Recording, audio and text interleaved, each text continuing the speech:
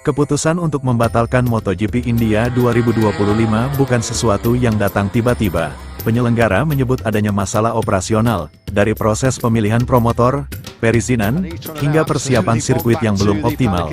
Selain itu, tidak ada tanggal kosong yang cukup aman di akhir musim yang bisa dipakai. Akhirnya, mereka sepakat menunda acara ke tahun 2026 agar bisa memastikan semua kesiapan, dari fasilitas, sponsor, dan segala regulasi pendukung, sudah sempurna.